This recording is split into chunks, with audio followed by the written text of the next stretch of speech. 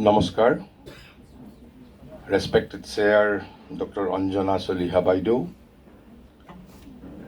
Honorable Vice Chancellor Jyoti Prasad Soikia, respected Dr. Onil Bora, all esteemed deans of this great university, respected professors, students, friends. First, let me clarify 2-3 things. Neither am I a scholar, nor do I possess scholarship. Why then this audacity on my part? I have a sense of offering anything and everything at the lotus feet of the Supreme Divine Mother. And this sense of surrender is the sole source of my strength and audacity. Lecturing, once it was a temperament. It was a temperament in my nature, but now it has become almost an inseparable part of my life mission. And thirdly, today I'll be blending both the language, Assamese as well as English, as per the mandate of the NEP 2020. So let us begin with Srimanta Shankardev. But why Shankardev? Why Shankardev? আজিৰ পৰা 600 বছৰ পূৰ্বে অসমৰ বৈষ্ণৱ মহাপুৰুষসকলে সমগ্ৰ ভাৰতবৰ্ষৰ ভিতৰতে এটা অতি বিৰল কাম কৰি থৈ গৈছে। অতি বিৰল, মই একেবাৰে নাই বুলি নকওঁ, অতি বিৰল বুলি কৈছোঁ। অকল শংকৰদেৱ নহয়, অকল মাধৱদেৱ নহয়, প্ৰাক শংকৰী যুগৰ শংকৰদেৱৰ সমকালীন প্ৰতিগৰাকী বৈষ্ণৱ মহাপুৰুষে, প্ৰতিগৰাকী বৈষ্ণৱ কবিয়ে উইদাউট এক্সেপশ্যন তেওঁলোকৰ সৃষ্টিৰ পাতে পাতে আপাত দৃষ্টিত অনাৱশ্যকভাৱে ভাৰত বন্দনা গাই গৈছে। আপাত দৃষ্টিত অনাৱশ্যকভাৱে তেওঁলোকৰ আধ্যাত্মিক সৃষ্টিৰ সৈতে ভাৰত শব্দটো আৰু আটাইতকৈ বেছি ব্যৱহাৰ কৰিছে মহাপুৰুষ শ্ৰীমন্ত শংকৰদেৱে। এবাৰ দুবাৰ নহয়, as many as 43 times. Can it be without any purpose? কোনো উদ্দেশ্য নথকাকৈ জানো এই কথা পাৰে হ'ব? কেতিয়াবা কিছুমানে এই ক্ষেত্ৰত কয় নহয়, কেতিয়াবা কোনোবাই কয় যে এয়া সাংস্কৃতিক ভাৰতবৰ্ষৰ কথা কৈছে। সেয়াও মিছা কথা। শংকৰদেৱৰ একমাত্ৰ সংস্কৃত গ্ৰন্থত ভাৰত ভূ প্ৰশংসা নামৰ এটা অধ্যায় আছে। ভাৰত ভূ প্ৰশংসা দুবাৰকৈ ভাৰত ভ্ৰমণ কৰিছে তেওঁ, কিন্তু অখণ্ড ভাৰতৰ বাহিৰলৈ যোৱা নাই। তেওঁ যাব পাৰিলেহেঁতেন, সেই শক্তি তেওঁৰ আছিল। আৰু কেৱল শংকৰদেৱে নহয়, শংকৰদেৱ, মাধৱদেৱ, কবিশেখৰ, ৰত্নাকৰ কন্দলী, অনন্ত কন্দলী, ভট্টদেৱ, গোপালচৰণ মিশ্ৰ, হৰিদাস, ৰাম সৰস্বতী, ৰামচৰণ ঠাকুৰ, ভূষণ দ্বিজ, অনিৰুদ্ধদেৱ, বিষ্ণু ভাৰতী, গোপীনাথ দ্বিজ, লক্ষ্মীনাথ দ্বিজ, দ্বিজ ৰামগোপাল, কলাপ চন্দ্ৰ দ্বিজ, কেশৱ চন্দ্ৰ কায়স্থ, কবিশেখৰ, নৰোত্তম ঠাকুৰ, শ্ৰী বিষ্ণুদেৱ, ৰামানন্দ দ্বিজ, প্ৰতিগৰাকী মহাপুৰুষে উইদাউট এক্সেপশ্যন। আৰু এই অসমৰ বৈষ্ণৱ মহাপুৰুষসকলৰ পূৰ্বে ভাৰতৰ বন্দনা গাইছে আমাৰ পুৰাণসমূহে, ভাগৱত আৰু বিষ্ণু পুৰাণে। ভাগৱত আৰু বিষ্ণু পুৰাণৰ পিছত এই ভাগৱত আৰু পুৰাণৰ এই জীৱনব্ৰতৰ যিখন পতাকা, এইখন তুলি ধৰিছিল অসমৰ বৈষ্ণৱ মহাপুৰুষসকলে। আৰু সেই সময়ত ভাৰতৰ উত্তৰত, দক্ষিণত, পশ্চিমত কোনেও এনেধৰণে ভাৰত বন্দনা গোৱা নাই। আৰু তাৰ পিছত সেই ধাৰা একেবাৰে ঊনবিংশ শতিকাত, অৰ্থাৎ শংকৰদেৱ আমাৰ অসমৰ বৈষ্ণৱ মহাপুৰুষসকলৰ পিছত 18শ শতিকা, 19 শতিকাত সেই দায়িত্ব গ্ৰহণ কৰিছিল প্ৰবুদ্ধ ভাৰতৰ তপোবিগ্ৰহ, সনাতন ভাৰতৰ অন্তৰাত্মাৰ অন্তৰাত্মাৰ তপোবিগ্ৰহ স্বামী বিবেকানন্দই। আৰু ঠিক বিবেকানন্দৰ পিছত মাটিৰ পৃথিৱীত দিব্য জীৱনৰ স্বপ্নদ্ৰষ্টা মহাযোগী মহাঋষি শ্ৰী অৰবিন্দই। আৰু তাৰ পিছত স্বাধীনতা আন্দোলনৰ সময়ত একেবাৰে অসমৰ দেৱকান্ত বৰুৱাৰ পৰা আৰম্ভ কৰি সুব্ৰমণ্য ভাৰতী সমগ্ৰ ভাৰতবৰ্ষতেই সমগ্ৰ ভাৰতীয় কবি সাহিত্যিক গল্পকাৰ সকলোৱে ভাৰত বন্দনা গাইছে। কি কৈছিল? দেৱৰ বাঞ্ছনি নৰদেহা ইটো পাই আছে ভাৰতত। শংকৰদেৱে লেখা কথা যে দেৱৰ বাঞ্ছনি নৰদেহা ইটো পাই আছে ভাৰতত। দেৱতাসকলে হেনো ভাৰতবৰ্ষত জন্ম লাভ কৰিব বিচাৰে। বিষ্ণুৰ বাবে সম্ভৱ হৈছে, কৃষ্ণ অৱতাৰ গ্ৰহণ কৰিছে, কিন্তু এতিয়ালৈকে শিৱ আৰু ব্ৰহ্মাই কিন্তু ভাৰতত জন্মগ্ৰহণ কৰিব পৰা নাই। আৰু সেইবাবে সম্ভৱতঃ অনন্ত কণ্ডলী নে মাধৱ কণ্ডলীৰ লেখাত আছে যে ব্ৰহ্মা আদি দেৱে ভাৰতবৰ্ষত জন্মগ্ৰহণ কৰিব বিচাৰে। মই সেই বিষয়ে বাৰু তাৰ ব্যাখ্যা নিদিওঁ, কিয় দেৱতাসকলে ভাৰতবৰ্ষত মনুষ্য জন্মগ্ৰহণ কৰিব বিচাৰে। কাৰণ দেৱতাৰ জীৱনৰ কোনো উদ্দেশ্য নাই, দেৱতাৰ জীৱনত প্ৰগতিৰ ধাৰণা নাই। কাৰণ তেওঁলোকে ইতিমধ্যে অমৰত্ব লাভ কৰিছে, তেওঁলোকে নিজৰ অমৰত্বক লৈ প্ৰীত সন্তুষ্ট। পশু স্বল্প প্ৰয়োজনত সন্তুষ্ট হয়, আৰু দেৱতা ইতিমধ্যে তেওঁলোকৰ অমৰত্বক লৈ প্ৰীত। গতিকে দেৱতাৰ মাজত প্ৰগতিৰ কোনো ধাৰণা নাই, তেওঁলোকৰ জীৱনত প্ৰগতি, দেৱতাৰ জীৱনৰ কোনো লক্ষ্য নাই। কিছু কাম আছে কিন্তু জীৱনৰ কোনো লক্ষ্য নাই দেৱতাৰ। They have achieved the highest. কিন্তু মানুহে পৰাকাষ্ঠাত উপনীত হ'ব বিচাৰে। আৰু সেইবাবে শ্ৰী অৰবিন্দই তেওঁৰ লাইফ ডিভাইনত লিখিছে, পশু, মানুহ আৰু দেৱতাৰ ভিতৰত মানুহ শ্ৰেষ্ঠ। আৰু সেইবাবে হয়তো শংকৰদেৱে সেই কথাই লিখিছিল যে দেৱৰ বাঞ্ছনি নৰদেহা ইটো পাই আছে ভাৰতত, কৃষ্ণ সেৱা কৰি নানা কাৰ্য কৰি ফুৰে নানা বিষয়ত। তাৰপিছত আৰু এটাত লিখিছে, ভাৰতত বাঞ্চু জন্ম আমি দেৱ যত। শংকৰদেৱে কৈ গৈছে, মই কোৱা নাই।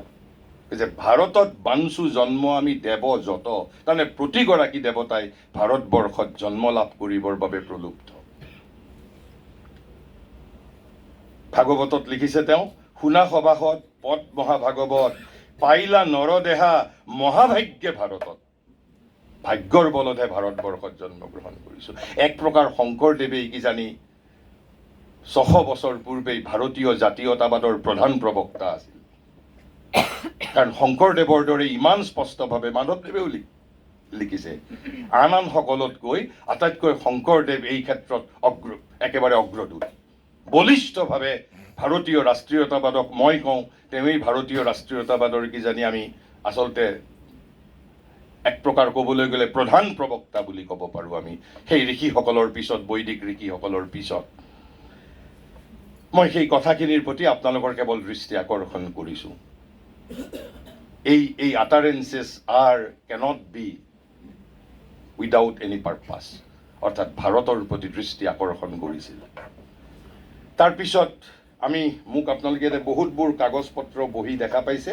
মোৰ এক প্ৰকাৰ অৱস্থাটো সেই তাহানিৰ অলপ হনুমানৰ দৰে হৈছে। বিশল্যকৰণী আনিবৰ বাবে যেতিয়া লক্ষ্মণৰ উপশমৰ বাবে, নিৰাময়ৰ বাবে বিশল্যকৰণী আনিবলৈ কৈছিল, আৰু লক্ষ্মণৰ অৱস্থাটো কি হৈছিল, লক্ষ্মণে গৈ হিমালয়ত বিশল্যকৰণী বিচাৰি নাপালে, ফলত হিমালয় পৰ্বতখনকে দাঙি আনিছিল। গতিকে ময়ো এক প্ৰকাৰ যলৈকে যাওঁ মোৰ সমগ্ৰ পাহাৰখনকে দাঙি আনো। গতিকে চিন্তা কৰিব নালাগে, মই সকলোবোৰ কথা নকওঁ, কেৱল মই প্ৰয়োজন অনুসাৰেহে মই তাৰে মোৰ যিবোৰ পৃষ্ঠাবোৰ মই লুটিয়াম। তাৰপিছত যদি ইয়াত যিসকল ছাত্ৰ ছাত্ৰী আছে তেওঁলোকে যদি মই অলপ মেটাফৰিকেলি ক'ম, যদি ভাৰতীয় জ্ঞান পৰম্পৰা, মানুহ, প্ৰযুক্তি সকলোবোৰৰে কথা আমাৰ ভুৰুকাত হাতী ভৰাব পৰা ক্ষমতা নাই, শংকৰদেৱৰ আছিল। কিন্তু মই ইয়াৰ আগতো এদিন ইয়াত জ্যোতিৰেখা বাইদেউ আছে, আপোনালোকৰ সন্মানীয় ভাইচ চেঞ্চেলৰ আছে, যিসকল ইয়াৰ আগত আমি ইয়াত 27 তাৰিখে যেতিয়া আমাৰ সাহিত্য একাডেমীৰ আলোচনা চক্ৰ হৈছিল, তেতিয়াও মই শিল্পীৰ পৃথিৱীৰ কথা উল্লেখ কৰিছোঁ। শিল্পীৰ পৃথিৱীয়ে মোক খুব মুগ্ধ কৰিছে।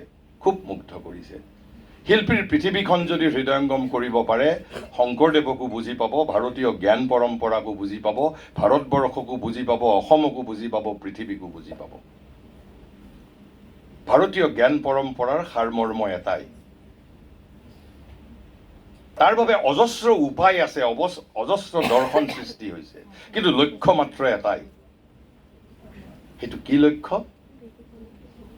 যদি মই জ্যোতি ককাইদেউৰ ভাষাত কওঁ, আকাশৰ সপোন আছে। আকাশৰ সপোন পৃথিৱীলৈ নামি আহে, মাটিত নামি আহে।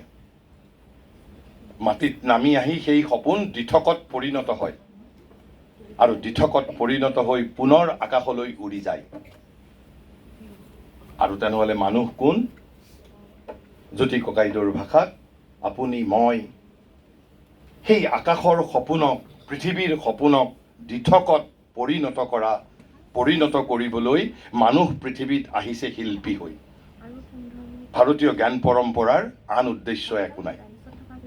পৃথিৱীৰ সপোনক দিঠকত পৰিণত কৰিব বিচাৰিছে ভাৰতবৰ্ষই। আপোনালোকে শিল্পীৰ পৃথিৱীত মই উল্লেখ নকৰোঁ, যদি আপোনালোকে পঢ়িবলৈ যায়, গোটেই সমগ্ৰ ভাৰতবৰ্ষৰ দৰ্শন, বেদ, উপনিষদৰ একেবাৰে এয়াই সাৰমৰ্ম জ্যোতিপ্ৰসাদে একেবাৰে সাৱলীল ভাষাত কৈ গৈছে। পৃথিৱীৰ সপোন আছে, সেই সপোনক আমি দিঠকত ৰূপদান কৰিব পাৰিব লাগিব। প্ৰযুক্তিয়ে যদি সেই দিঠকক ৰূপদান কৰাৰ বাবে তেওঁলোকে ইফ টেকন'লজি ইজ কমিটেড, তেনেহ'লে ইণ্টিগ্ৰেশ্যন উইল বি পচিবল। কিন্তু যদি টেকন'লজিয়ে কেৱল মাত্ৰ আমাৰ যিটো নিম্নতৰ জীৱন, স্থূল জীৱনটোক কেৱল আৰাম, সুবিধা, স্থূল জীৱনটোক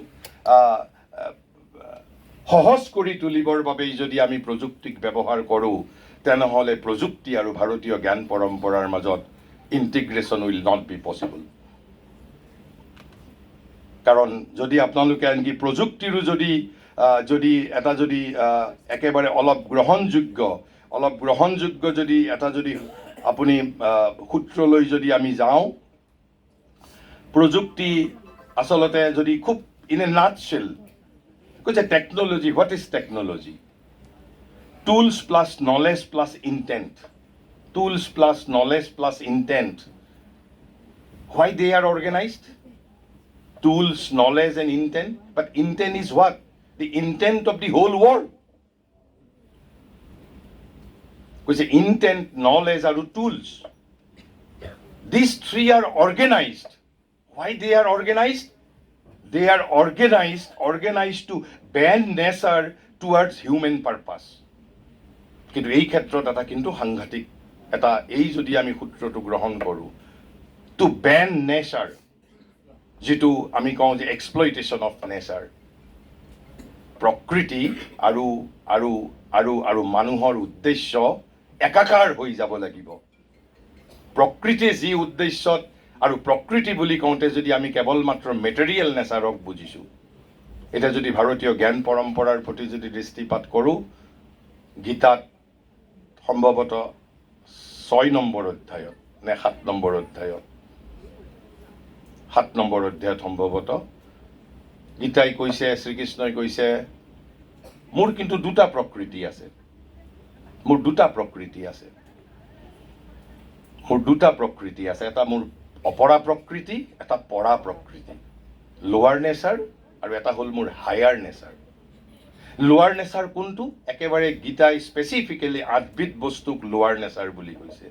মন, বুদ্ধি,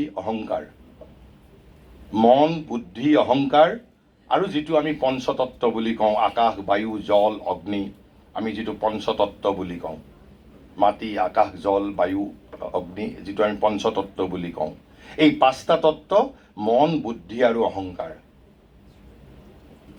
এই 8টা যিটো আমাৰ প্ৰকৃতি, এই 8টা প্ৰকৃতি ওপৰত আমি আমাৰ যিটো স্থূল জীৱন প্ৰতিষ্ঠিত কৰিব লাগিব, তাৰ বাবেও প্ৰযুক্তিৰ প্ৰয়োজন আছে। কিন্তু শ্ৰীকৃষ্ণই গীতাত কৈছে যে মানুহ মোৰ শাশ্বত অংশ, মম এব অংশ সনাতন, মোৰ শাশ্বত অংশ। কিন্তু কৈছে যে শাশ্বত অংশ মানুহ, কিন্তু সেই বুলি মোৰ নিম্ন প্ৰকৃতিৰ অংশ নহয়। কৈছে I have a higher nature too, মোৰ এটা উচ্চ প্ৰকৃতি আছে, সেই উচ্চ প্ৰকৃতিৰহে শাশ্বত অংশ, portion eternal of my higher nature, portion eternal of my higher nature, not the lower nature. মানুহ তাৰহে, অৰ্থাৎ মানুহ বুলি কোৱা নাই, সমগ্ৰ জীৱ জগত। যদি প্ৰযুক্তিয়ে, গীতাৰ লক্ষ্য হ'ল কি, আপোনালোকে ইণ্টিগ্ৰেশ্যনৰ কথা কৈছে, গীতাৰ লক্ষ্য কি কৈছে, I have to elevate my lower nature into higher nature, into supreme nature. অপৰা প্ৰকৃতিক মই পৰা প্ৰকৃতিলৈকে ৰূপান্তৰিত কৰিব পাৰিব লাগিব। This is the human purpose. Can technology help us? যদি প্ৰযুক্তিয়ে আমাক সহায় কৰিব পাৰে, then integration will be possible, otherwise not. আৰু সেইবাবে ডিপেণ্ড কৰে, নিৰ্ভৰ কৰে আমাৰ জীৱনৰ লক্ষ্যৰ ওপৰত, আমাৰ অভিপ্সাৰ ওপৰত। আমি সেই জ্যোতিপ্ৰসাদৰ ভাষাত আমি পৃথিৱীৰ সপোনক দিঠকত ৰূপান্তৰিত কৰিবলৈ, দিঠকত পৰিণত কৰিবলৈ আমি যদি শিল্পী হ'ব পাৰোঁ, জ্যোতি ককাইদেউৰ ভাষাত প্ৰতিজন জনতা শিল্পী, তেনেহ'লে ইণ্টিগ্ৰেশ্যন উইল বি পচিবল। কাৰণ টুলছ, নলেজ এণ্ড ইণ্টেণ্ট আমি প্ৰযুক্তিক সেই ধৰণে ব্যৱহাৰ কৰিম। কিন্তু যদি আমি পৃথিৱীৰ সপোনৰ প্ৰতি যদি আমি ভ্ৰূক্ষেপ নকৰোঁ, তেনেহ'লে intent will be directed towards satisfaction of my lower natures. যিটো মোৰ স্থূল নেচাৰ, মোৰ প্ৰাণ প্ৰকৃতি, মোৰ কামনা বাসনা, লোভ মোহ কাম ক্ৰোধ মদ মাৎসৰ্য, আহাৰ নিদ্ৰা মৈথুন। সেইবাবে ভাৰতবৰ্ষত এটা তত্ত্ব কৈছে যে সমগ্ৰ জগত আত্মাৰ্থে বুলি কৈছে। উপনিষদে কৈছে আত্মাৰ্থে। আপোনাৰ বিজ্ঞান, আপোনাৰ প্ৰযুক্তি, আপোনাৰ জীৱন, আপোনাৰ কবিতা, আপোনাৰ গল্প, আপোনাৰ প্ৰবন্ধ, আপোনাৰ সমাজ, আপোনাৰ বক্তৃতা, আপোনাৰ আলোচনা চক্ৰ, দিজ আৰ অল আত্মাৰ্থে বুলি কৈছে, আত্মাৰ্থে। এই আত্মাৰ্থে শব্দটোৱেই যেনিবা জ্যোতি ককাইদেৱে কৈছে পৃথিৱীৰ সপোন আছে, আকাশৰ সপোন মাটিত নামি আহে, আৰু পৃথিৱীত সেই সপোন দিঠক হৈ পুনৰ আকাশলৈ উৰি যায়। মানুহ পৃথিৱীলৈ আহিছে সেই সপোনক দিঠকত পৰিণত কৰিবলৈ। পৃথিৱীখন এটা কাৰখানা বুলি কৈছে। যদি সেই উদ্দেশ্যৰে আমি প্ৰযুক্তিক ব্যৱহাৰ কৰিব পাৰোঁ, then scholarly we can integrate technology with Indian knowledge system. আৰু এইখিনি কথাই মই যদি মহাঋষিৰ ভাষাৰে যদি ক'বলৈ যাওঁ, এই যিখিনি জ্যোতি ককাইদেৱে কৈছে, ঠিক it may not be identical but similar.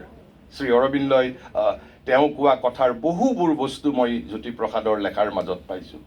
শিল্পীৰ পৃথিৱীতেই জ্যোতি ককাইদেউ অসমত শ্ৰী অৰবিন্দ অধ্যয়ন কৰা প্ৰথম ব্যক্তি। শিল্পীৰ পৃথিৱীতে তেওঁ 3 বাৰ নাম উল্লেখ কৰিছে। বহুতে মোক কয় যে মই প্ৰথম নেকি, মই প্ৰথম নহয়। মোৰো আগত আপোনাৰ প্ৰফুল্ল কটকী ছাৰ, তাৰপিছত বীৰেন ভট্টাচাৰ্যী মহোদয়, তেওঁলোকে কৰিছে অধ্যয়ন। ৰাধিকা মোহন ভাগৱতী ছাৰে কৰিছে। কিন্তু একদম অসমত প্ৰথম শ্ৰী অৰবিন্দ অধ্যয়ন কৰিছিল। একেবাৰে তেওঁৰ কোৰ যিটো ফিলচফি, চুপ্ৰামেণ্টেল কনচিয়াছনেছ বা চুপ্ৰামেণ্টেল কনচিয়াছনেছ, সেই বিষয়েও আনকি শিল্পীৰ পৃথিৱীত লিখি থৈ গৈছে জ্যোতিপ্ৰসাদে। এই একেখিনি কথা, এই যে পৃথিৱীৰ সপোনৰ যিটো কথা, এই পৃথিৱীৰ সপোনৰ কথা জ্যোতি ককাইদেৱে লিখিছে, সেই একেখিনি কথা যদি মই পাওঁ, মহাঋষিয়ে লিখি থৈ গৈছে কেনেকে, কৈছে হেভেন উই হেভ পজেছড। মানুহে কেতিয়াবাই স্বৰ্গৰ জয় কৰিছে।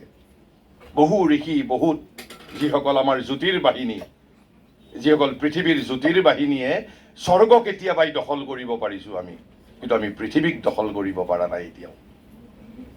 পৃথিৱী আমাৰ বাবে এতিয়াও মেটেৰিয়েল হৈ আছে, আমাৰ বাবে ক্ষণস্থায়ী হৈ আছে। কৈছে heaven we have possessed but not the earth. আমি পৃথিৱী কেতিয়াও দখল কৰিব পৰা নাই, আমি স্বৰ্গ দখল কৰিছোঁ। কৈছে but the fullness of the yoga is to make, কৈছে in the formula of the Veda, heaven and earth equal and one. Heaven and earth equal and one. গতিকে ভাৰতবৰ্ষই ভাৰতীয় জ্ঞান পৰম্পৰাৰ জৰিয়তে ষড়যন্ত্ৰ কৰিছে। কিহৰ ষড়যন্ত্ৰ? পৃথিৱীক স্বৰ্গলৈ ৰূপান্তৰিত কৰাৰ। জ্যোতি ককাইদেৱে সাহিত্যৰ ভাষাৰে কৈছে পৃথিৱীৰ সপোনক দিঠকত ৰূপান্তৰিত কৰিব পৰা। সেই সপোন হ'ল স্বৰ্গ আৰু মৰ্ত্যক একাকাৰ কৰিব লাগিব। আৰু সেইবাবে সেই একাকাৰত সমভাগী হ'বৰ বাবে দেৱতাসকলে পৃথিৱীত জন্ম ল'বলৈ বিচাৰে, ভাৰতবৰ্ষত জন্ম ল'বলৈ বিচাৰে। তেনেহ'লে মই তাৰ পিছত আহিছোঁ, তেনেহ'লে আমাক যদি কোনোবাই সোধে ভাৰতীয় জ্ঞান পৰম্পৰা মানে কি? We have been hearing this phrase for a decade only. আমি বিগত এক দশকৰ পৰা এই বাক্যখিনি আমি এই বাক্যাংশটো শুনিছোঁ বিগত এক দশকৰ পৰা মাত্ৰ। অৰ্থাৎ ইয়াৰ আয়ুস কেৱল মাত্ৰ এক দশক। ভাৰতীয় জ্ঞান পৰম্পৰা ইয়াৰ আয়ুস কেৱল এক দশক। তাৰ আগত we heard another phrase, and that was Indology. Is it identical or they are radically different from each other? Indology আৰু IKS, মই সেই বিষয়ে অলপমান আলোকপাত কৰিম। কাৰণ প্ৰথমতে আমি IKSৰ বিষয়ে জানিবলৈ লাগিলে, because it is an evolving subject. It is being evolved. And that is why it is likely to be defined by various authors in various ways. Likely to be defined by various authors in various ways. And it is already been defined in various ways. ভিন্ন জনে ভিন্ন ধৰণে ভাৰতীয় জ্ঞান পৰম্পৰা এই বাক্যাংশৰ সংজ্ঞা প্ৰদান কৰিছে। কিন্তু মোক মাত্ৰ এষাৰি বাক্যৰ এটা সংজ্ঞাই মোক মুগ্ধ কৰিছে। সেই কথা মই আপোনালোকৰ ওপৰত আৰোপ নকৰোঁ, কেৱল আপোনালোকৰ ওচৰত মই প্ৰকাশ কৰিম। In a recently published book on IKS, jointly by three authors, B. Mahadevan, Binayak Rajat Bhat, Nagendra Pavna RN, IKS Concept and Application. এই কিতাপখনত তেওঁলোকে মাত্ৰ এষাৰি বাক্যৰ এটা সংজ্ঞা প্ৰদান কৰিছে। And that has indeed moved me, has fascinated me. And in my opinion, though it is the shortest possible definition of IKS, to me it appears it is the most comprehensive definition of IKS. It is the most comprehensive definition of IKS. আৰু ছাত্ৰ ছাত্ৰীসকলৰ বাবে এই বিষয়ে জনাত সিমান অসুবিধা নহ'ব। মাত্ৰ এষাৰি বাক্যৰ তেওঁলোকে কৈছে IKS is a generic phrase. Generic phrase, এটা শ্ৰেণীগত নাম, জেনেৰিক ফ্ৰেজ। যেনেকৈ আমি জেনেৰিক মেডিচিনৰ কথা কওঁ, ব্ৰেণ্ড নেমটো নহয়, তাৰ যিটো জেনেৰিক মেডিচিন থাকে নহয়, জেনেৰিক মেডিচিন, যে IKS is a generic phrase that covers practically everything about India. That practically covers everything about India. ভাৰতৰ সাহিত্য, ভাৰতৰ দৰ্শন, ভাৰতৰ আচাৰ অনুষ্ঠান, ভাষা, সাহিত্য, কলা, সংস্কৃতি, ইতিহাস, ভাৰতৰ বৰ্তমান, অতীত, ভৱিষ্যত, practically covers everything about India. কিন্তু এইখিনিতে আমি আধুনিক যুগত আমাৰ আটাইতকৈ which is the highest develop faculty in us, reason is the highest develop faculty in us at present. আমাৰ যিটো বৰ্তমানৰ বিৱৰ্তনত আমাৰ যুক্তি বোলা যিটো তত্ত্ব আছে, যুক্তি যিটো বৃত্তি আছে, সেইটোৱেই হ'ল আমাৰ একেবাৰে হাইয়েষ্ট ডেভেলপ ফেকাল্টি। আমি সংশয়ী, আমি যথেষ্ট সংশয়ী। গতিকে আমাক ক'ব যে why everything about India should be defined as India's knowledge system? কোনোবাই প্ৰশ্ন কৰিব পাৰে আমাক যে আমি ক'লোঁ যে that covers practically everything about India. আমাৰ সংশয়ী মনে প্ৰশ্ন কৰিব আমাক why, তাৰো আমাক উত্তৰ লাগিব। যদিও তেওঁলোকে সেই উত্তৰ প্ৰদান কৰা নাই, মোৰ ফালৰ পৰা মই উত্তৰটো দিছোঁ। যদি আমাক কোনোবাই সোধে, অন্ততঃ মই ক'ম, for everything associated with India is also associated with a knowledge. Everything associated with India is also associated with a knowledge. আপুনি যদি ভাৰতৰ এই যে আমাক বহুতে ৰিডিকুল কৰে, হাজাৰ হাজাৰ উৎসৱ পালন কৰোঁ, ভাৰতৰ একেবাৰে কাশ্মীৰৰ পৰা কন্যাকুমাৰীলৈ, মেঘালয়ৰ পৰা মহাৰাষ্ট্ৰলৈ, আজিৰ দিনটোতে কিজানি ভাৰতবৰ্ষত 5,000 উৎসৱ পালিত হৈছে। তাৰ কোনো ইয়ত্তা নাই, আমি নাজানো, আমি খবৰ নাপাওঁ। আৰু আমাক ভাৰতৰ যিসকল সমালোচক আছে তেওঁলোকে আমাক অলপ ৰিডিকুল কৰে, আমাক অলপ হাঁহিয়াতৰ পাত্ৰ কৰিব বিচাৰে যে এইবোৰ যুক্তিহীন আৰু এইবোৰে আপোনালোকৰ বাবে গৱেষণাৰ একোটা বিষয়। মই প্ৰত্যাহ্বানৰ সৈতে কৈছোঁ, যদি অকৃত্ৰিম মনৰ সৈতে যদি আপোনালোকে ভাৰতৰ, মই মাত্ৰ এটাই উদাহৰণ দিবলৈ গৈছোঁ, যদি এই উৎসৱবোৰ যদি আপোনালোকে গৱেষণা কৰে, এই উৎসৱবোৰৰ অন্তৰালত আপোনালোকে কেৱল মাত্ৰ 4টা বস্তু পাব। আপোনালোকে কেৱল মাত্ৰ 4টা বস্তু পাব। সেই 4টা বস্তু কি জানেনে? ক'ৰবাত এটাৰ ওপৰত গুৰুত্ব দিছে, ক'ৰবাত 2টাৰ ওপৰত দিছে, ক'ৰবাত 3টাৰ ওপৰত, ক'ৰবাত 4টাৰ ওপৰত। আৰু এইবোৰ মোৰ কথা নহয়, মই যি মহাৰিষিৰ কথাই মোৰ নিজস্ব উপস্থাপন শৈলীৰে আপোনালোকৰ আগত কৈছোঁ। বেলেগ প্ৰসংগত কোৱা কথাও মই কণ্টেক্সুৱেলাইজ কৰিব যত্ন কৰিছোঁ। আপুনি পাব ঐক্যৰ এই উৎসৱসমূহ আমাৰ একতাৰ উৎসৱ। তাৰ মূল লক্ষ্যটো হ'ল সমাজৰ ঐক্য, একতা। নহ'লে আমাৰ স্বাতন্ত্ৰ্যৰ অভিব্যক্তি, expression of our freedom, sense of freedom, অথবা কি হ'ব পাৰে, এক্সপ্ৰেছন অফ আৱাৰ পাৱাৰ, আমাৰ সামৰ্থ্যৰ অভিব্যক্তি, or it could be an expression of knowledge. জ্ঞান, শক্তি, স্বাতন্ত্ৰ্য আৰু ঐক্য। কিয়? তাৰোতো এটা লজিক লাগিব। কাৰণ আমি এখন আদৰ্শ সমাজ গঢ়িব বিচাৰিছোঁ, আদৰ্শ সমাজ, আইডিয়েল ছ'চাইটি, যাতে পৃথিৱীৰ সপোনক আমি দিঠকত পৰিণত কৰিব পাৰোঁ। কৈছে আদৰ্শ সমাজৰ বাবে এই 4টাই ভিত্তি, 4টাই চকৰি। Without these 4, freedom, unity, power and knowledge, you cannot hope to establish an ideal society. Ordinary society you can establish, but not the ideal one. যদি আদৰ্শ সমাজ গঢ়ি তুলিব বিচাৰিছোঁ, আমাক জ্ঞানো লাগিব, শক্তিও লাগিব, আমাক জ্ঞান লাগিব, শক্তি লাগিব, আৰু পৰাধীন হৈ থাকি, দাসত্বৰ শৃংখলৰ, দাসত্বৰ পিঞ্জৰাত আবদ্ধ হৈ থাকি আমি আদৰ্শ সমাজৰ কথা কল্পনা কৰিব নোৱাৰোঁ। সেইবাবে আমাক কি লাগিব? আমাক স্বাধীনতাৰ অনুভূতি লাগিব, স্বাধীনতা আৰু আমাৰ মাজত একতা, ইউনিটি। ক'ৰবাত 2টা, ক'ৰবাত 3টা, অন্তত এই 4টাৰ ভিতৰত এটা নহয় এটা পাব। আপুনি লাগিলে একেবাৰে অসমৰ বিহু উৎসৱৰ পৰা আৰম্ভ কৰি একেবাৰে সমগ্ৰ ভাৰতবৰ্ষৰ ভিতৰত আপুনি এই 4টাৰ মাজত আন উদ্দেশ্যও থাকিব পাৰে, কিন্তু এই 4টাৰ ভিতৰত এটা নহয় এটা পাবই। মই কি প্ৰসংগত মহাৰিষিয়ে কৈছিল সেই বিষয়ে মই ব্যাখ্যা কৰিবলৈ নাযাওঁ। তেনেহ'লে তাৰপিছত লেখক, এই 3জন লেখকে কৈছে, but it's a huge challenge to define what is IKS. Why it is a huge challenge?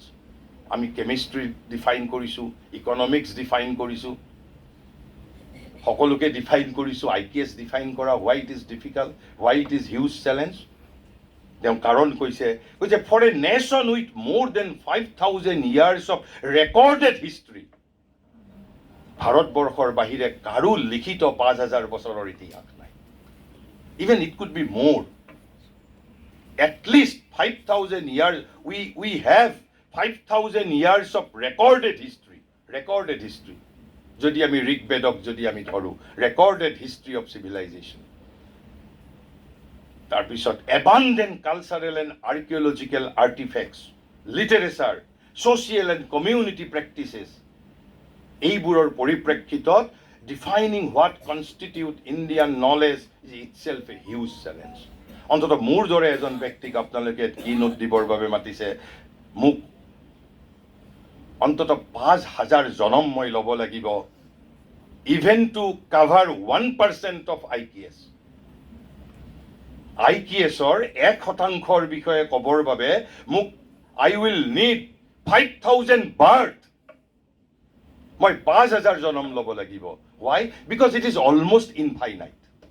যেনেকৈ আমি অনন্তক, আমি সৰ্বশেষ তত্ত্বক অনন্ত বুলি কৈছোঁ, ইনফাইনাইট বুলি কৈছোঁ, ভাৰতীয় জ্ঞানো এক প্ৰকাৰে অনন্ত। সেইবাবে মই কেৱল মাত্ৰ আপোনালোকক এটা ধাৰণা দিব বিচাৰিছোঁ। কিন্তু তেতিয়াহ'লে কোনোবাই প্ৰশ্ন কৰিব পাৰে, what would be the ambit of IKS? তেনেহ'লে ভাৰতীয় জ্ঞান পৰম্পৰাৰ পৰিধি কি হ'ব? কৈছে literature, cultural and social practices, historical evidence, and other such knowledge assets available in all Indian languages as well as in all Indian dialects. কেৱল মাত্ৰ 14টা সংবিধান স্বীকৃত ভাষাতেই নহয়, কেৱল সাহিত্য একাডেমীয়ে যি 24টা ভাষাক স্বীকৃতি দিছে সেই 24টা ভাষাতেই নহয়, কেৱল মাত্ৰ সংস্কৃততেই নহয়, যে ভাৰতত যিমানটা উপভাষা আছে একেবাৰে নাগালেণ্ডৰ পৰা নাইনিতাললৈকে, মেঘালয়ৰ পৰা মহাৰাষ্ট্ৰলৈকে, অসমৰ পৰা অন্ধ্ৰপ্ৰদেশলৈকে, কেৰালাৰ পৰা কাশ্মীৰলৈকে, প্ৰতিটো ভাষা প্ৰতিটো উপভাষাৰ মাজত যি জ্ঞান তত্ত্বই আছে, কৈছে and this geographical region, no part of India can be excluded from its ambit. তাৰ পৰিধিৰ পৰা ভাৰতৰ এটা অংশকো, পাহাৰ হওক, ভৈয়াম হওক, নদী হওক, কৈছে যে region will all technically fall under the ambit of IKS. তেনেহ'লে আপুনি ভাবক তাৰ পৰিধি কিমান ব্যাপক, একেবাৰে অনন্ত ক'বলৈ গ'লে, অসীম অনন্ত, আমি একো বাদ দিব নোৱাৰোঁ। তাৰপিছৰ তৃতীয় প্ৰশ্নটো আহিল, what would be the time dimension. ইয়াত আমাৰ সাধাৰণতে আমি ভাৰতীয় জ্ঞান পৰম্পৰা বুলি যেতিয়া ক'বলৈ যাওঁ, আমাৰ মনৰ সন্মুখত এটা ধাৰণা আহে, as if we are speaking of ancient India alone. No, এই টাইম ডাইমেনশ্যন অৰ্থাৎ যিটো সময়ৰ যিটো মাত্ৰা, আমি কি বুলি কোৱা হৈছে, কৈছে ভাৰতৰ অতীত, ভাৰতৰ বৰ্তমান, আনকি ভাৰতৰ ভৱিষ্যত। এই তিনিটাকেই আমি টাইম ডাইমেনশ্যনৰ ভিতৰত আমি তাক অন্তৰ্ভুক্ত কৰিব লাগিব। হোৱাই? তাৰোতো এটা কাৰণ লাগিব। ভাৰতীয় জ্ঞান পৰম্পৰা বুলি ক'লে আমি কেৱল মাত্ৰ আমি অতীত ভাৰতবৰ্ষৰ কথা বুজোঁ। নিশ্চিতভাৱে অতীত আমাৰ ভিত্তি। কাৰণ কৈছে যে knowledge is continuously synthesised by any society. কৈছে জ্ঞান এটা নিৰৱচ্ছিন্ন, এটা প্ৰবহমান গতি। কেৱল অতীত ভাৰততেই জ্ঞান উন্মেষিত হৈছিল তেনে কথা নহয়, আজিও জ্ঞান উন্মেষিত হৈছে, কাইলৈও জ্ঞান উন্মেষিত হ'ব। আৰু সেইবাবে যেতিয়া আমি ভাৰতীয় জ্ঞান পৰম্পৰাৰ টাইম ডাইমেনশ্যন, মাত্ৰা, আয়তন বা বিস্তৃতি, তাৰ যেতিয়া পৰিধিৰ বিষয়ে সময়ৰ ফালৰ পৰা আমি আলোচনা কৰিম, ভাৰতৰ অতীত, ভাৰতৰ বৰ্তমান, ভাৰতৰ ভৱিষ্যত। তাৰ যুক্তি কি? কেৱল আমি অতীত ভাৰতৰ মাজতেই আমাৰ অন্বেষণ সীমাবদ্ধ কৰিব নোৱাৰোঁ, কাৰণ knowledge is continuously synthesised by any society and it is being synthesised. আৰু সেইবাবে কৈছোঁ যে arguably IKS can evoke different meanings to different stakeholders because it is an evolving subject and it is being evolved and it is being defined variously by various authors. কিন্তু মোক অন্তত এই তিনিজন লেখকৰ এই যিটো সূত্ৰ, এষাৰী বাক্যৰ সূত্ৰ সংজ্ঞাই মোক হেন্দোলিত কৰিছে, মোক আপোনাৰ আন্দোলিত কৰিছে।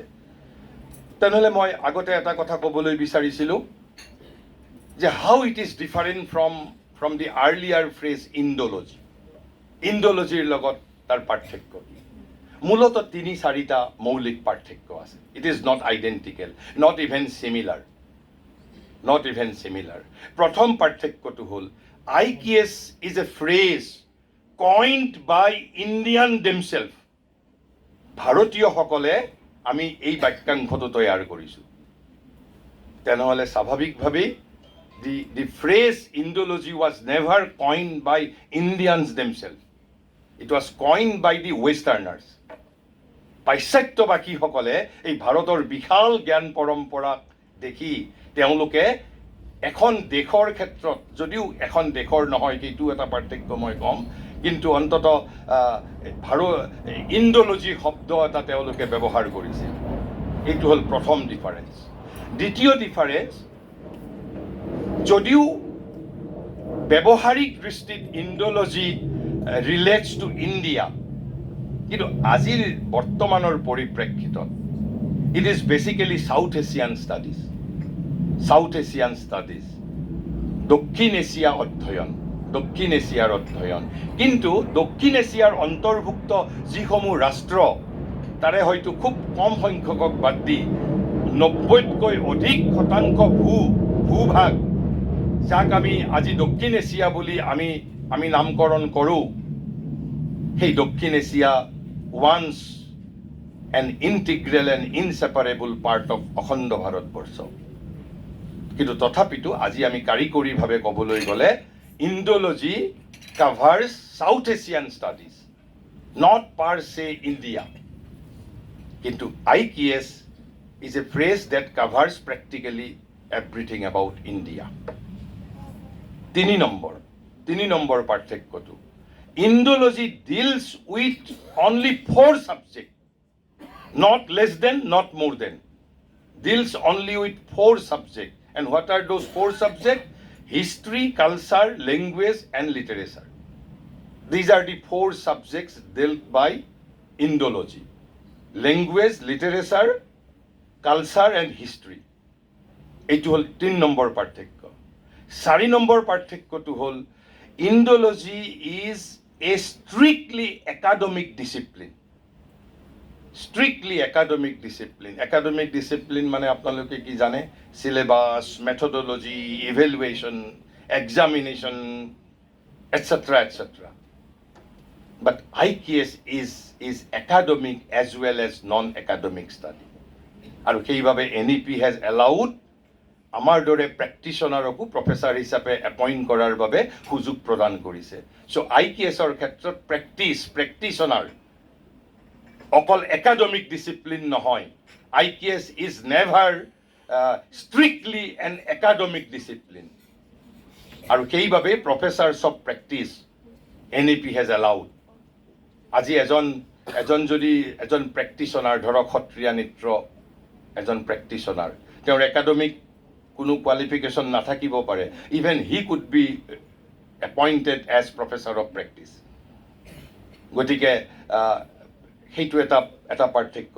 আৰু এটা পাৰ্থক্য হ'ল IKS specifically deals with India alone, কিন্তু যেতিয়া আমি ইণ্ডোলজি এটা ছাবছেট হিচাপে, অৰ্থাৎ দক্ষিণ এছিয়াৰ এটা অংশ হিচাপেহে ইণ্ডোলজিয়ে ভাৰতৰ লেংগুৱেজ, লিটাৰেচাৰ, কালচাৰ আৰু হিষ্ট্ৰী অধ্যয়ন কৰে। তাৰপিছত আৰু এটা পাৰ্থক্য, যিটো এক প্ৰকাৰে ক'বলৈ গ'লে মই কালিও আপোনালোকৰ 2-এগৰাকী অধ্যাপক চাৰ্কিট হাউচলৈ যোৱাৰ সময়ত মই আলোচনা কৰি আছিলোঁ, তেতিয়া কৈছিলোঁ, আৰু মই লক্ষ্য কৰিছোঁ খুব কিছু বিশ্ববিদ্যালয়ত, মই নাম নকওঁ, ভাৰতীয় জ্ঞান পৰম্পৰা, কাৰণ এইটো একেবাৰে শৈশৱ অৱস্থাত আছে, এতিয়াও শিশু অৱস্থাত আছে, মাত্ৰ 10 বছৰ হৈছে, এটা দশক মাত্ৰ হৈছে। আৰু ইতিমধ্যেই ভাৰতৰ এটা আপোনালোকৰ শৈক্ষিক জগতৰে এটা চক্ৰই, দে আৰ ট্ৰাইং টু ডাইলুট এই ভাৰতীয় জ্ঞান পৰম্পৰাৰ যিটো মুখ্য অৰ্থ, মুখ্য লক্ষ্য, তাক অলপমান তাক বেলেগ ধৰণে, বেলেগ এটা সুতিৰে প্ৰবাহিত কৰিবলৈ যত্ন কৰিছে। আৰু সেইভাবে মই কওঁ, বহুতে এতিয়া IKS এই এক্ৰোনেমটো কৈছে, IKS stands for Indigenous Knowledge System. IKS stands for Traditional Knowledge System. But the acronym IKS never stands for Indigenous Knowledge System, Traditional Knowledge System. But indigenous knowledge system and traditional knowledge systems are an integral and inseparable part of IKS, part of Indian knowledge system. But that does not mean IKS is indigenous knowledge system. IKS is India's mainstream Indian knowledge system, Bharatiya Gyan Parampara, mainstream Gyan Parampara, which includes indigenous as well as traditional knowledge system into its purview. আমি সেই দৃষ্টিৰে এই দুটা পাৰ্থক্য আমি বুজি পাব লাগিব। তাৰপিছত ইণ্ডিয়ান নলেজ চিষ্টেম, এই বাক্যশাৰীত 3টা শব্দ আছে, ইণ্ডিয়ান নলেজ, আৰু তাৰপিছত কি আছে শব্দটো? চিষ্টেম। চিষ্টেম আমি সকলোৱে জানো, এটা প্ৰণালী, এটা প্ৰক্ৰিয়া, এটা প্ৰচেছ, এটা পদ্ধতি। মই ভাবোঁ সেই বিষয়ে আমাৰ সকলোৰে এটা ধাৰণা আছে। কিন্তু হোৱাট ইজ ইণ্ডিয়া আৰু হোৱাট ইজ নলেজ, দুটা পৃথক সত্ৰৰ বিষয়ে মই ব্যাখ্যা কৰিবলৈ নাযাওঁ, কেৱল ইমানখিনি আপোনালোকক ক'ব বিচাৰিছোঁ, ভাৰতবৰ্ষই ইনফৰমেশ্যন অফ নলেজ বুলি নকয়। 3টা separate concept, information, knowledge and wisdom. মই ইউটিউবত আপোনালোকে মই এইটো এটা মোৰ বিষয় যিটো মই বিভিন্ন বিশ্ববিদ্যালয়ত বক্তৃতা দিছোঁ information knowledge and wisdom what is call knowledge what is call wisdom and what is call information এই কথাটো মই কিয় উল্লেখ কৰিছোঁ কাৰণ সেই বিষয়ে ক'ব লাগিলে আৰু সেইটো এটা সুকীয়া সত্ৰৰ বিষয় কিন্তু কেৱল মাত্ৰ কৈছোঁ ভাৰতবৰ্ষত জ্ঞানৰ এটা নিৰ্দিষ্ট স্পষ্ট ধাৰণা আছে আৰু মই কিয় ডাইলুট কৰা বুলি কৈছোঁ এবাৰ এখন বিশ্ববিদ্যালয়ত এজন গণিতৰ অধ্যাপক গণিতৰ প্ৰাধ্যাপক তেওঁ ভাৰতীয় জ্ঞান পৰম্পৰা বিষয়ক এটা বক্তৃতা দিছিল মই শুনিছিলোঁ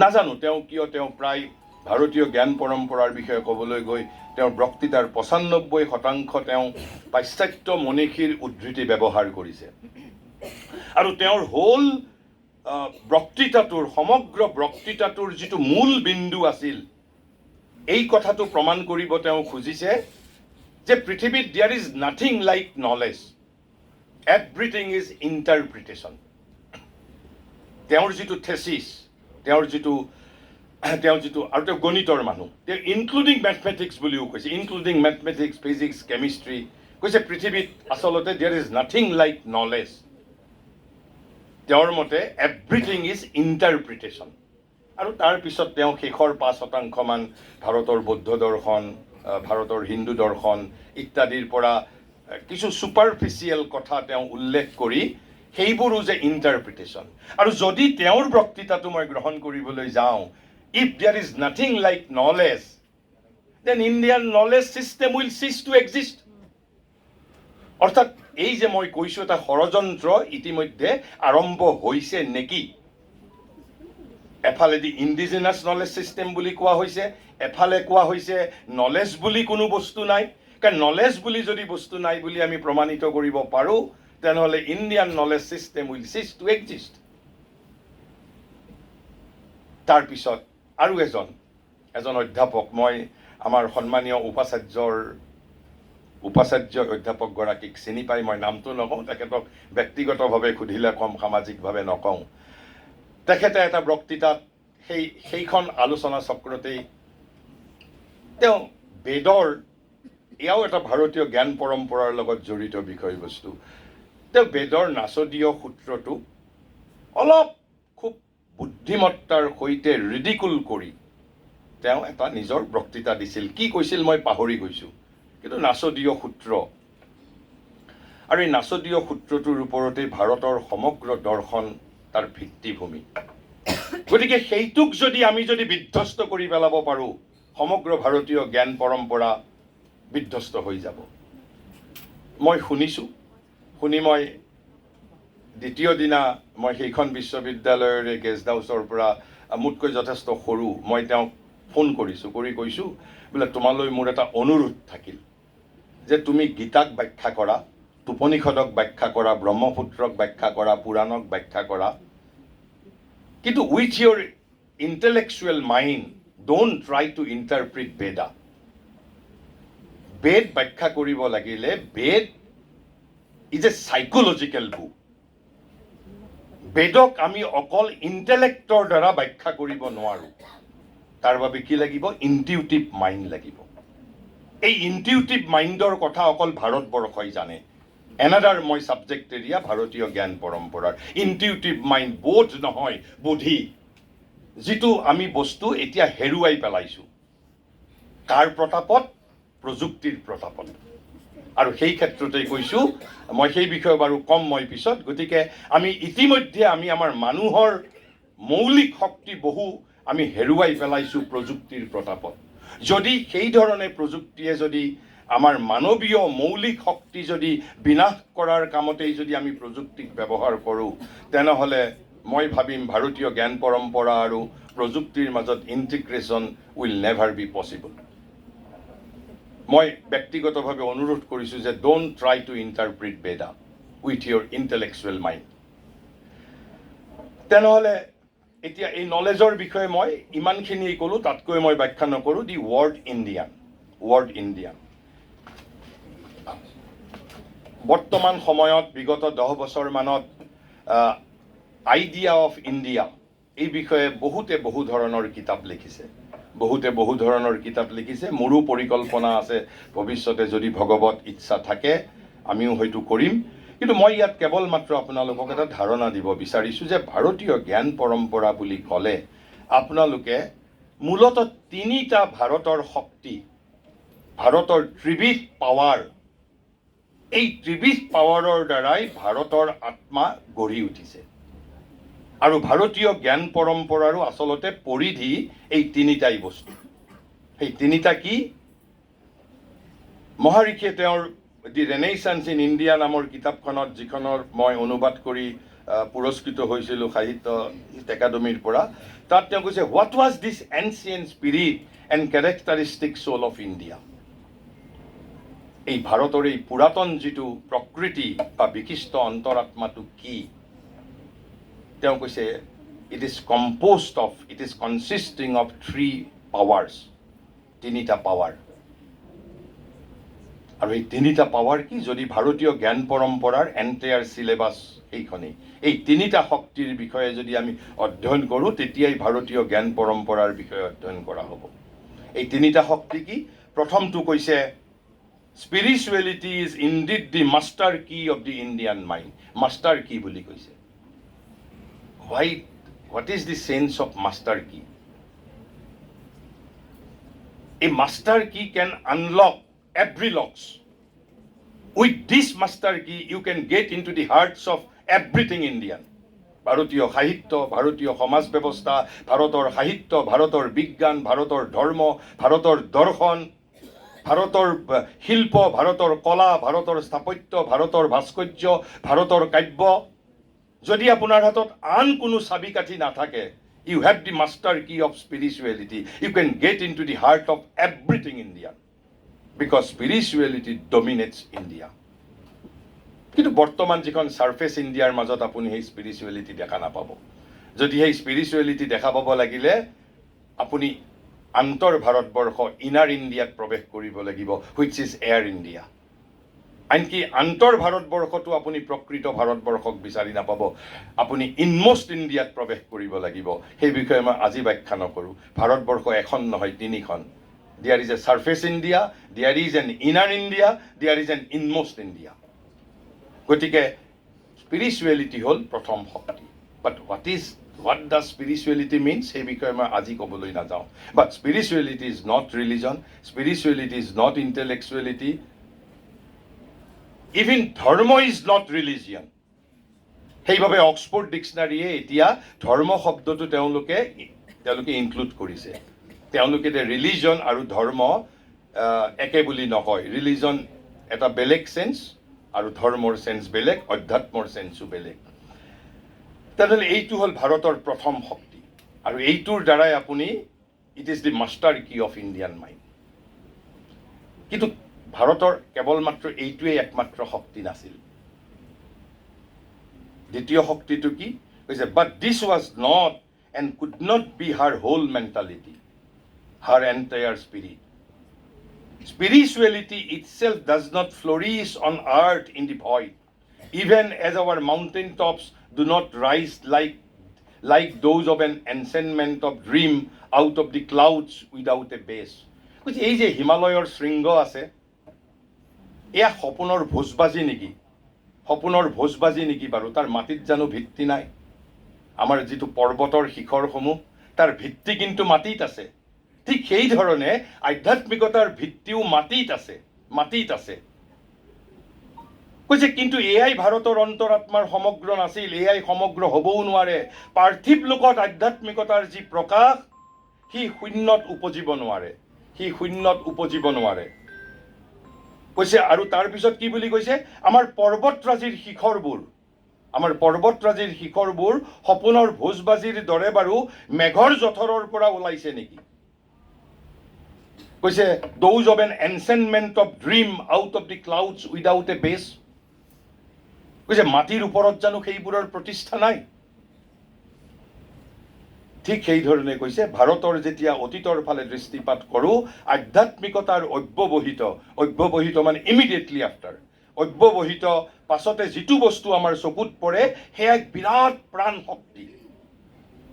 দি পাৱাৰ অফ ভাইটেলিটি বুলি কৈছে। আফটাৰ স্পিৰিচুৱেলিটি ভাইটেলিটি, প্ৰাণ শক্তি মানে আকৌ কি কৈছে? জীৱনৰ অফুৰন্ত সামৰ্থ্য আৰু আনন্দৰ খেলা।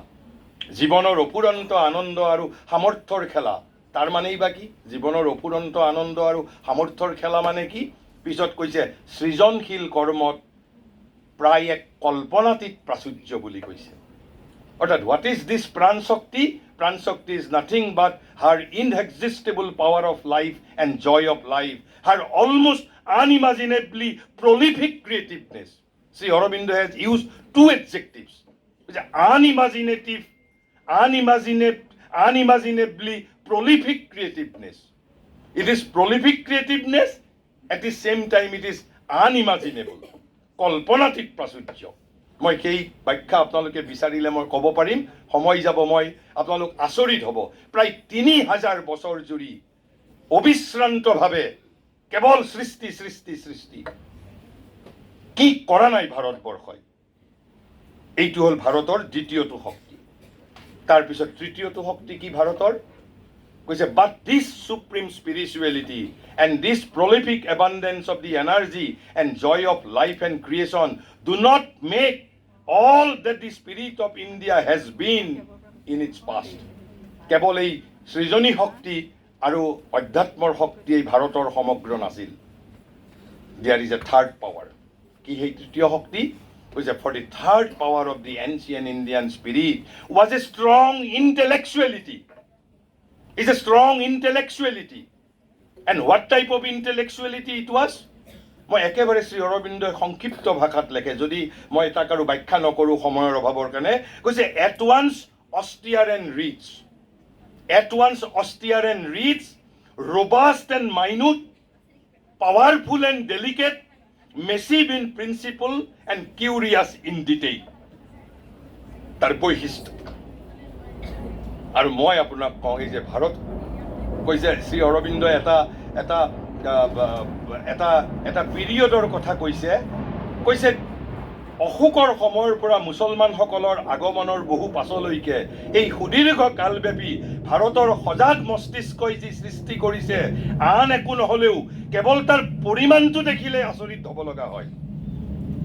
ইয়াৰেতো 90% নালন্দা বিশ্ববিদ্যালয়ত বক্তিয়াৰ খিলিজীয়ে জ্বলাই দিছে। তাৰ পিছতো কৈছে অকল যদি পৰিমাণটো আমি দেখোঁ আচৰিত হ'ব লাগিব। It is unimaginably prolific, even intellectual creativeness. আৰু কৈছে এই কথাৰ প্ৰমাণ সম্প্ৰতি গৱেষকসকলেই দিছে। ভাৰতত কি বিষয়ক শাস্ত্ৰ নাই? যদি আপোনালোকে সোধে কি বিষয়ক শাস্ত্ৰ নাই? ভাৰতত গণিতৰ চৰ্চা হৈছে, বিজ্ঞানৰ চৰ্চা হৈছে, সাহিত্যৰ চৰ্চা, কাব্যৰ চৰ্চা, দৰ্শনৰ চৰ্চা, মানৱ জীৱনৰ লগত জড়িত এটা বিষয়বস্তুকো বাদ দিয়া নাই। আনকি হাতী কেনেকে পালন কৰিব লাগে তাৰ ওপৰতো শাস্ত্ৰ আছে। মহিলাৰ শৃংগাৰ ৰসৰ ওপৰতো শাস্ত্ৰ আছে। আৰু কবিসকলে তাৰ ওপৰত কাব্যও সৃষ্টি কৰিছে কালিদাসে। একো বাদ, আপুনি যি বিচাৰে তাকেই পাব। মই কেৱল মাত্ৰ ভাৰতৰ IKS যদি তাক সামাৰাইজ কৰিব খোজে, IKS is nothing but spirituality plus unimaginably prolific creativeness, or শব্দটো আপুনি ভাইটেলিটি বুলি ক'ব পাৰে, প্ৰাণ শক্তি। অৰ্থাৎ অধ্যাত্ম শক্তি, প্ৰাণ শক্তি আৰু হ'ল ভাৰতৰ বুদ্ধিৰ যিটো সামৰ্থ্য, সজাগ মস্তিষ্ক, অৰ্থাৎ ইণ্টেলেকচুৱেলিটি, স্পিৰিচুৱেলিটি আৰু হ'ল ক্ৰিয়েটিভিটি। আৰু এই ক্ৰিয়েটিভিটি আছিলে তলত, এট দি বটম, আৰু ওপৰত কি আছিল? স্পিৰিচুৱেলিটি। এই দুটাৰ মাজত সাকু তৈয়াৰ কৰিছিল ভাৰতৰ সমৰ্থ বিচাৰ বুদ্ধিয়ে। Intellectuality was the mediator between spirituality and the unimaginably prolific creativeness. গতিকে আমি ভাৰতীয় জ্ঞান পৰম্পৰা বুলি যদি জানিব বিচাৰিছোঁ, we have to get into the hearts of these three powers of Indian spirit: spirituality, vitality and intellectuality. এই বিষয়ে বহু কথা ক'ব লগা থাকে, মই সেই বিষয়ে ক'বলৈ নাযাওঁ। মই এতিয়া আন কেইটামান কথা আপোনালোকৰ আগত এই যে টেকন'লজিৰ লগত জড়িত কথাৰ ক্ষেত্ৰত মই ক'বলৈ যত্ন কৰিছোঁ। মই ক'বলৈ বিচাৰিছোঁ এই ক্ষেত্ৰত এটা মূল যিটো ভাৰতীয় যিটো এটা জ্ঞান পৰম্পৰাৰ এটা স্পেচিফিক কথা আপোনাৰ স্পেচিফিক তত্ত্ব স্বৰাট আৰু সম্ৰাট বুলি এটা কনচেপ্ট আছে। স্বৰাট আৰু সম্ৰাট। স্বৰাট আৰু সম্ৰাটটো কি বস্তু? স্বৰাট আৰু সম্ৰাটটো, আৰু যদি এই স্বৰাট আৰু সম্ৰাট এই অৰিজিনেল ভাৰতীয় জ্ঞান পৰম্পৰাটোক যদি আমি ইনকৰ্পোৰেট কৰি তাৰ পিছত যদি টেকন'লজিক আমি যদি ইণ্টিগ্ৰেট কৰিবলৈ প্ৰয়াস কৰোঁ, then there will be no' danger. কৈছে কি স্বৰাট আৰু সম্ৰাট কি? উই ৱান্ট টু বি সম্ৰাট। আমি সকলোৱে সম্ৰাট হ'বলৈ বিচাৰোঁ। সম্ৰাট হোৱাৰ অৰ্থ কি? আমি বাহ্য জগতৰ প্ৰভু হ'ব বিচাৰোঁ। বাহ্য জগতৰ প্ৰভু হ'বলৈ বিচাৰোঁ। আমাক বাহ্য জগতক আমি জয় কৰিব বিচাৰোঁ। কৈছে কিন্তু সম্ৰাট হোৱাৰ আগতে ইউ হেভ টু বিকাম স্বৰাট। স্বৰাট মানে কি? এই স্বৰাট শব্দটো হেমকোষ অভিধানে এতিয়া অন্তৰ্ভুক্ত কৰিছে। আত্মদীপ্ত ভগৱান। আত্মদীপ্ত ভগৱান। এই যে আমি প্ৰদীপ্তায়, এই যে আমি যেতিয়া আমি দীপ আপোনাৰ প্ৰজ্বলন কৰোঁ, তাৰ মাজতো অলপ তাৰ জিলিকনি পাব পাৰে। কৈছে the man who most finds and lives from the inner self can most embrace the universal and become one with it. অৰ্থাৎ ভিতৰৰ পৰা যিজনে জীৱন যাপন কৰিব পাৰে তেওঁহে সমগ্ৰ পৃথিৱীৰ ওপৰত আধিপত্য স্থাপন কৰিব পাৰে। কিন্তু বৰ্তমান আমি ভাবিছোঁ কি যে technology is a borrowed knowledge, is a borrowed capability. মোৰ নিজা শক্তি নহয় সেইটো। কিন্তু ভাৰতবৰ্ষই বিচাৰে কি? Not empowerment but self empowerment. This is what is called Swarat. কৈছে the man who most finds and lives from the inner self can most embrace the universal and become one with it. The স্বৰাট, তাকেই স্বৰাট বুলি কৈছে। দন্তীয়া শয় বয়স ৰতাকাৰে ৰা আৰু মুধেনিয়াত। দি স্বৰাট। স্বৰাট মানে কি তেনেহ'লে? Independent, self possess and self ruler. Can most be the Samrat. তেওঁহে সম্ৰাট হ'বলৈ পাৰে। প্ৰথমতে you have to become Swarat. কৈছে তেনে সম্ৰাট মানে কি? Possessor and shaper of the world in which he lives. আমি এই পৃথিৱীখনক নিজৰ মতে আকাৰ দিব বিচাৰিছোঁ। We are trying to become Samrat, কিন্তু তাৰ প্ৰথমতে উই হেভ টু বিকাম স্বৰাট।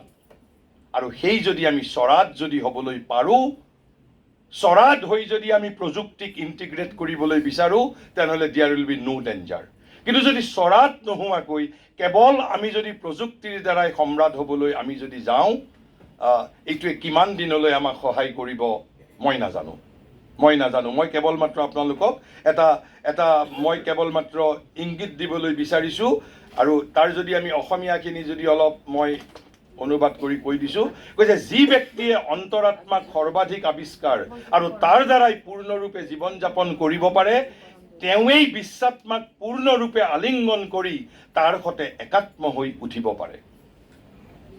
যিজন স্বৰাট অৰ্থাৎ স্বতন্ত্ৰ আত্মাৰাম তথা স্বয়ং প্ৰভু সম্ৰাট হ'বলৈ তেওঁৱেই সৰ্বাধিক সক্ষম হৈ উঠে। অৰ্থাৎ যিখন জগতত তেওঁ বাস কৰে তাৰ প্ৰভু আৰু নিৰ্মাতা হ'বলৈ তেওঁ সক্ষম হৈ উঠে। নিজ আত্মাৰ মাজত সকলোৰে সৈতে পূৰ্ণৰূপে তেওঁৱেই একময় হৈ উঠিব পাৰে। বিকাশশীল এই জীৱনে আমাক এই সত্যৰে শিক্ষা প্ৰদান কৰে, আৰু এই শিক্ষা প্ৰাচীন ভাৰতীয় অধ্যাত্ম জ্ঞানৰ প্ৰধানতম ৰহস্যৰাজিৰ অন্যতম বুলি কৈছে মহাৰিষিয়ে। This is the most secret knowledge, যিটো কৈছে Swarat and Samrat, and it is one of the greatest secret of the all Indian spiritual knowledge. গতিকে সমগ্ৰ ভাৰতবৰ্ষৰ যিটো শিক্ষাৰ যিটো উদ্দেশ্য, কাৰণ আমি উই হেভ টু বি শিল্পী, পৃথিৱীৰ সপোনক দিঠকত ৰূপ দিবৰ বাবে, তাৰ বাবে আমাক স্বৰাট কৰি তুলিবলৈ যত্ন কৰে, নট এম্পাৱাৰমেণ্ট। এই যে সবলীকৰণৰ আন্দোলন, এটা প্ৰবঞ্চনাৰ আন্দোলন। নাৰী সবলীকৰণেই হওক, পুৰুষ সবলীকৰণেই হওক, হ'ব লাগিছিল আত্মসবলীকৰণৰ আন্দোলন। Not the movement for empowerment but the movement for self empowerment. তেতিয়া we can integrate Indian knowledge system with the modern thought. আমি আধুনিক সময়ত কি কৈছোঁ? সবলীকৰণৰ কথা কৈছোঁ। কেনেকৈ, how we can integrate that modern concept with that of Indian knowledge system? যদি আমি স্বৰাট আৰু সম্ৰাট কেৱল মাত্ৰ এটা শব্দ যোগ কৰিব লাগিব, চেল্ফ। not empowerment, self-empowerment.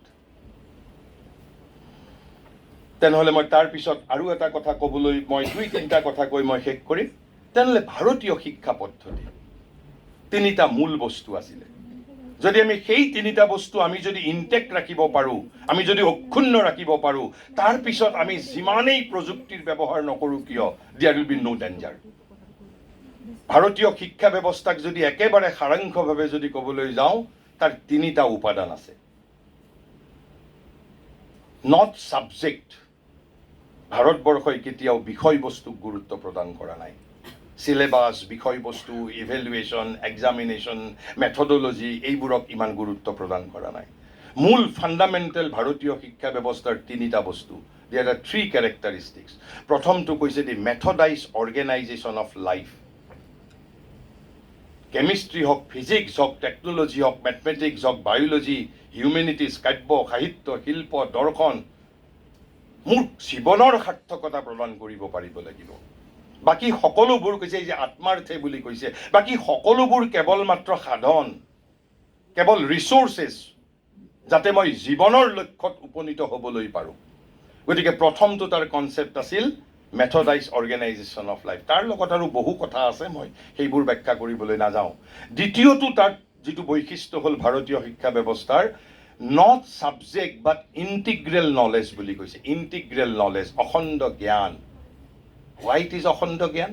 তাৰমানে বৰ্তমানৰ যিটো জ্ঞান খণ্ডিত জ্ঞান, বৰ্তমানৰ জ্ঞানটো তেতিয়াহ'লে খণ্ডিত জ্ঞান। খণ্ডিত জ্ঞান মানে one sided knowledge. What is one sided knowledge. কাৰণ ইণ্টিগ্ৰেল নলেজ ইনক্লুডছ 3 থিংছ। প্ৰথমটো হ'ল কৈছে নলেজ এবাউট দি চেল্ফ, নিজৰ বিষয়ে জ্ঞান। দ্বিতীয়টো কি কৈছে? দ্বিতীয়টো কৈছে knowledge about the ultimate reality. আৰু তৃতীয়টো কৈছে নলেজ এবাউট দি ৱৰ্ল্ড। এই যে নলেজ এবাউট দি ৱৰ্ল্ড, এইটোৰ অন্তৰ্গততেই আমি ফিজিক্স পঢ়িম, কেমিষ্ট্ৰি পঢ়িম, মেথমেটিক্স পঢ়িম, বায়'লজি পঢ়িম, ইকনমিক্স, পলিটিকেল চায়েন্স, এন্থ্ৰপ'লজি। কিন্তু বৰ্তমান সময়ত আমি ওৱান ছাইডেড বুলি কিয় কৈছোঁ? বৰ্তমান we are only concerned about knowledge about the world. কিন্তু ভাৰতীয় শিক্ষা ব্যৱস্থা এই 3টা বস্তুকে অন্তৰ্ভুক্ত কৰিছিল। আৰু এই 3টা বস্তুক যদি আমি এতিয়াও যদি অন্তৰ্ভুক্ত কৰিব পাৰোঁ, then we will be able to effectively integrate technology with IPS. তাৰপিছত 3 নম্বৰটো কি আছিল? যে শিক্ষাৰ উদ্দেশ্য আছিলে, 3 নম্বৰ উদ্দেশ্যটো আছিলে manifestation and expression of perfection and powers latent within the being. মোৰ ভিতৰত যি শক্তি অন্তৰ্নিহিত হৈ আছে, মোৰ ভিতৰত, প্ৰযুক্তিৰ দ্বাৰা মই মোৰ ক্ষমতায়ন নকৰোঁ। মই যে মোৰ ভিতৰত থকা শক্তিৰ অভিব্যক্তি, প্ৰকাশ, manifestation of powers latent within the being, তাক আমি অভিব্যক্ত কৰিব পাৰিব লাগিব। নট অনলি ডেট, বিবেকানন্দইটো কৈছে শিক্ষা মানে কি? কৈছে education is the manifestation of perfection already in man. মানুহৰ অন্তৰত পূৰ্বৰে পৰা অন্তৰ্নিহিত হৈ থকা পূৰ্ণতাৰ অভিব্যক্তিয়েই হেনো শিক্ষা। অৰ্থাৎ আমাৰ ভিতৰত, ভাৰতীয় জ্ঞান পৰম্পৰাই কৈছে আমাৰ ভিতৰত জ্ঞান আৰু পূৰ্ণতাৰ এটা বৰ্ধিষ্ণু মুকুল থাকে। এই বৰ্ধিষ্ণু মুকুলটোক বাহিৰত অভিব্যক্ত কৰাটোৱেই শিক্ষাৰ দায়িত্ব। মই সেই বিষয়ে এতিয়া ব্যাখ্যা কৰিবলৈ নাযাওঁ, কিন্তু মূল কথাটো হ'ল পাৱাৰ্ছ এণ্ড দি পাৰফেকশ্যন। এই 2টা বস্তু ভিতৰত আছে। তেনেহ'লে এতিয়া আপুনি কল্পনা কৰকচোন, এজন ভাৰতীয় শিক্ষা পদ্ধতিত এজন ছাত্ৰ, তেওঁ মেথডাইজ 7টা বস্তুৰ, তেওঁ মুঠতে 6টা বস্তু তেওঁক আমি দিওঁ। এখন কেৱল কনভোকেশ্যনৰ সময়ত পিচ অফ পেপাৰ নহয়। এজন ছাত্ৰই ভাৰতীয় শিক্ষা পদ্ধতিত শিক্ষা গ্ৰহণ কৰাৰ অৰ্থ তেওঁক 6টা বস্তুৰে সজ্জিত কৰি পঠাওঁ। কোন 6টা বস্তু? প্ৰথম হ'ল মেথডাইজ অৰ্গেনাইজেশ্যন অফ লাইফ, জীৱনৰ বিষয়ে জ্ঞান। দ্বিতীয়তে নলেজ এবাউট দি চেল্ফ। তৃতীয়তে knowledge about the ultimate reality. চতুৰ্থতে নলেজ এবাউট দি ৱৰ্ল্ড। পঞ্চমতে manifestation of powers within the being. আৰু ষষ্ঠতে হ'ল expression of perfection latent within the being. এতিয়া আপুনি কল্পনা কৰকচোন, এই 6টা বস্তু যেতিয়া আপুনি ওপৰত শিক্ষা দিম, in the process I will become Swarat, আৰু তেতিয়া মই মন্ত্ৰী বিধায়কৰ ঘৰে ঘৰে গৈ চাকৰি বিচাৰিব নালাগে, বৰং মন্ত্ৰী বিধায়ক মোৰ ওচৰত আহিবলৈ বাধ্য হ'ব। এতিয়া মই এটা উদাহৰণ দিছোঁ, এজন আপোনালোকৰ দৰে তেওঁৰ হাতত বিশ্ববিদ্যালয়ৰ সেই কাগজখিলা নাই, অসমৰে ব্যক্তি, কিন্তু তেওঁক পৃথিৱীৰ আন আন বিশ্ববিদ্যালয়ে বক্তৃতা দিবলৈ মাতে। তেওঁ বিদেশত গ'লেও অসমীয়া ভাষাতেই বক্তৃতা দিয়ে। যাদৱ Payeng, because he is Swarat, তেওঁৰ ভিতৰত থকা শক্তিক তেওঁ অভিব্যক্ত কৰিছে। হি ইজ আত্মনিৰ্ভৰশীল, আত্মসবলীকৰণ, ছেল্ফ এম্পাৱাৰ্ড। সেইবাবে he is not a job চিকাৰ,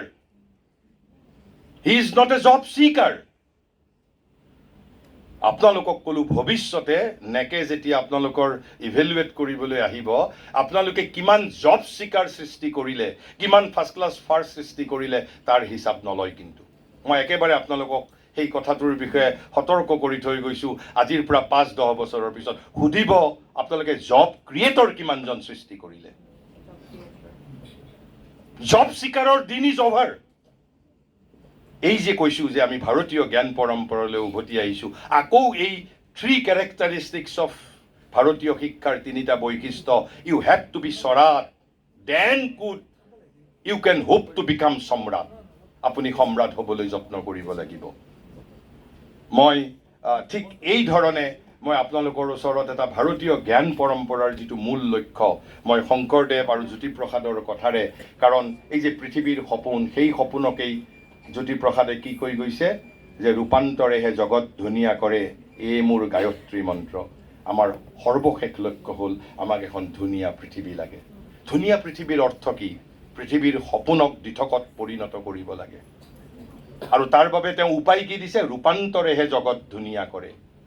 সেই ৰূপান্তৰ ক'ৰ পৰা ক'লৈ ৰূপান্তৰ? আকৌ তেওঁ কি গাইছে? তোৰে মোৰে আলু কৰে যাত্ৰা, আমি পালো জীৱনৰ অৰ্থ অভিনৱ। এই যে মই ক'লো মেথডাইজ অৰ্গেনাইজেশ্যন অফ লাইফ, জীৱনৰ অৰ্থ অভিনৱ। এই যিটো নিম্ন প্ৰকৃতিৰ জীৱনটোক তেওঁ জানো জীৱনৰ অৰ্থ অভিনৱ বুলি কৈছে। অভিনৱ মানে নতুন অৰ্থ। তেওঁ জীৱনৰ নতুন অৰ্থ পাইছে। সেই কি অৰ্থ? পৃথিৱীৰ সপোনক দিঠকত পৰিণত কৰিব লাগিব। ৰূপান্তৰ হ'ল তাৰ মাধ্যম। আৰু উপনিষদৰ ঋষিয়ে যে গাইছিল, অচতু মা সৎগময়, তমসু মা জ্যোতিৰ্গময়, মৃত্যুৰ মা অমৃতম গময়। দিছ অমৃতম গময় ইজ দি জ্যোতিপ্ৰসাদৰ জীৱনৰ অৰ্থ অভিনৱ। তোৰে মোৰে আলু কৰে যাত্ৰা, অচতু মা সৎগময়, তমসু মা জ্যোতিৰ্গময়, তোৰে মোৰে আলু কৰে যাত্ৰা, মৃত্যুৰ মা অমৃতম গময়, দিছ অমৃতম গময় ইজ দি জীৱনৰ অৰ্থ। আৰু কৈছে অচতু মা সৎগময়। সৎগময় মানে হ'ল পৃথিৱীৰ যিটো সপোন, সেই সপোনক, যিটো সপোন আকাশৰ পৰা মাটিত নামি আহিছে, সেই সপোনক দিঠকত ৰূপদান কৰিব লাগিব।